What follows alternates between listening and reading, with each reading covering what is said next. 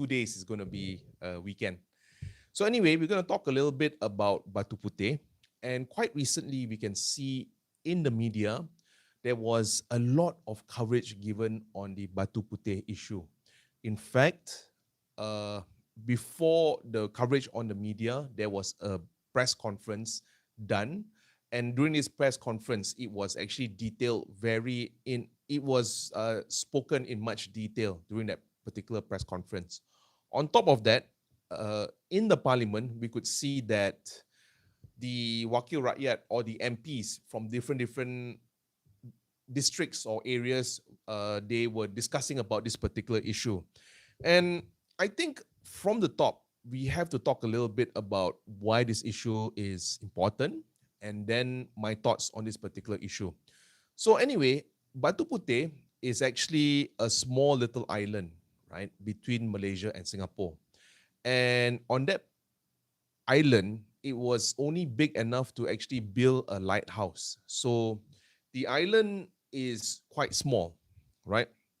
But that being said, one of the things during my many years of being an oil and gas analyst, one thing that we may forget to see or we may not know, right, is that underneath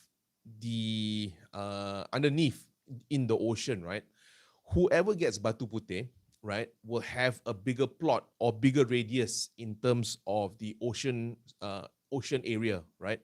So that being said, right, we can see that underneath, if there is some maybe oil or gas reserve, that could be very a lot of money lah to whomever actually has that particular plot of land, right? So if maybe Singapore has the Batu Putih, what will happen is that they will have a bigger radius under the ocean bed. And if so happens there is maybe a small little reservoir for oil and gas, that could be very valuable for them. So that is one of the things we should maybe look at. But that being said, while all of this is happening, I think there is another issue which is happening in our country. And this issue for me, I think, is a bigger issue, which is the floods that is going around, right? So even prior to the floods, we can see that there is this particular issue where prices of food has been going up quite significantly, right? On top of prices of food, there is also this issue where prices of electricity and water has been going up quite significantly. So if prices of food, water, and electricity are all going up, these are very bare necessities for a person to live. I mean, just imagine that if we can afford food, but if we cannot afford water and electricity, what will happen is probably the house will be dark. On top of that, we will not have we won't have the refrigerator, so our food will probably rosak, and we will not be able to turn on a fan, right? So that's if we don't have electricity. And if someone doesn't have water, trust me, it's horrible. I mean, there were times when there were water cuts in my area, and literally not taking a shower or maybe going to the toilet, especially without water, it's not the most comfortable of things to do lah, basically, right? So with the increase of food, with the increase in with the increase in food prices, with the increase in electricity prices, and with the increase in water prices, what has happened is that Tenaga actually said that they have been cutting or ada pemotongan elektrik lah, basically. The pemotongan electric actually rose by 35% from last year, right? I think last year was about 400,000 where they cut the electricity supply. This year is about 600,000 where they cut the electricity supply, right? So while the focus is in Batu Putih, I cannot help but think, why isn't that much of focus given on food, the prices of things, inflation, and also the lack of jobs, right? And as I mentioned, the impact of this is that some people cannot even afford to pay for their electricity. in fact, this rate has already gone up to it went up by 35%. And right now, the number of pemotongan electric, or people without, or the cutting of electricity, right, supply, actually rose to about 600,000 people, right? So that's actually quite a worrying number. So I think right now, with the floods, right, we have to remember when the floods happen, what is going to happen is that there's going to be damages, right? And when I actually studied what happened during the last year's floods, what happened was that the damages were at infrastructures, right? The roads and also the bridges. That's the first thing. The second thing is on the property, private property of a lot of people. The third thing are vehicles and whatnot. And the fourth thing, right, is the pertanian, right, or the farming, the farms and whatnot, right. So basically, when this happens, right, when the hasil tani, or when the produce, or if the crops actually gets destroyed by the floods, what will happen is that there is going to be a reduction in crops, right? On top of that, even the fishermen are having difficulties in having their catch lah, basically. Right now, even their catch is less, right? And what has basically happened this 1 or 2 weeks, right, is that while everyone is, or while the press is talking about Batu Putih, what is happening is that our country is undergoing another round of inflationary hikes. And this time, this inflation, or these prices, are to do with vegetable and also seafood, right? And like I said, with the plantations and whatnot being destroyed by the floods, what is happening is that the hasil tani, or there will be less vegetables out there. And some states has actually recorded an increase between 50% to more than 100%. 50% to more than 100%. And the same can be said with regards to the fish and also udang. I think prawns lah, right? So I think all in all, right, if we do not focus on a particular issue, basically, if we keep on focusing on other issues, right, what will happen is that if we do not think it is a problem, and if we do not focus on that particular problem, there's a very high chance that issue may persist. And one of the things that we can see is that for the past couple of months, it is very difficult to find local rice. And we have to remember that local rice, there has a price ceiling on it, right? So if you can find local rice, it's capped at a certain price. But if it's imported rice, it will go up and down based on international market prices, right? So all in all, what I'm basically trying to say is that it's going to be a struggle, basically, right? If things are getting more expensive, one of the solution is to always find a better paying job. But that being said, right now, we can see that companies like Goodyear, companies like MNC companies, they are slowly leaving the country. And the FDIs, or the investments that we are attracting to our country, we are still attracting investments in our country. Don't get me wrong, but most of them are for data centers.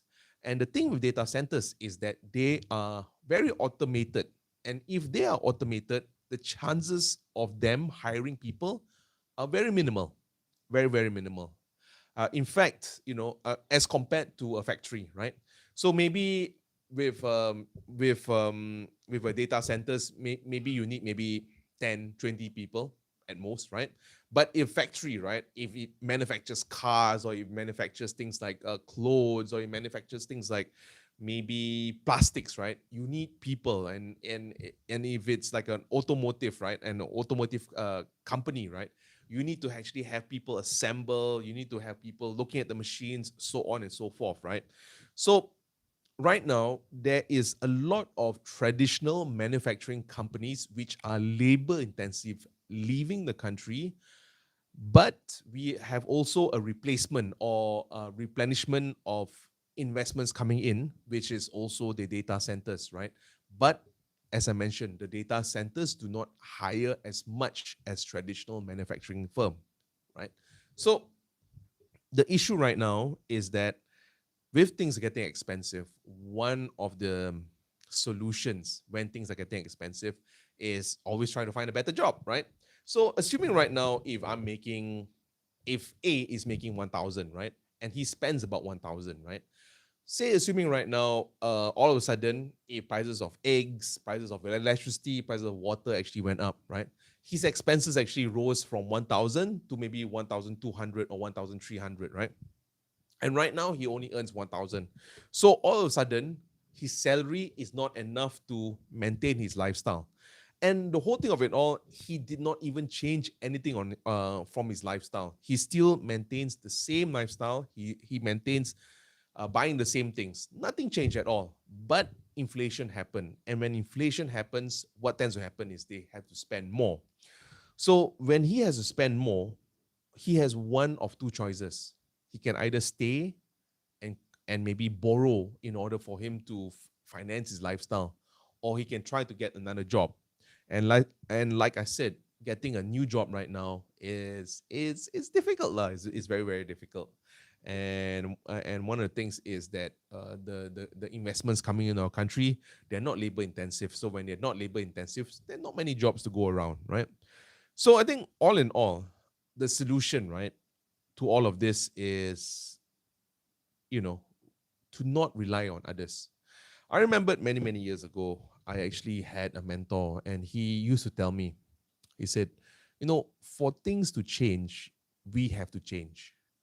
For things to get better, we have to be better, right?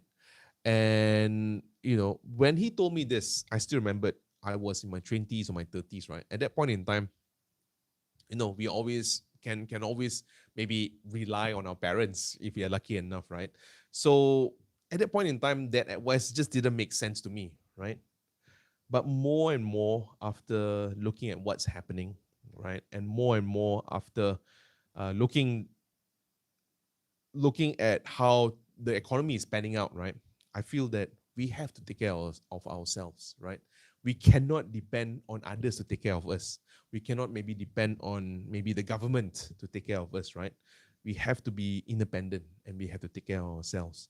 And one of the three things which I'm doing right now is, number one, I am trying to save, right? Whenever I can, I will just budget my money.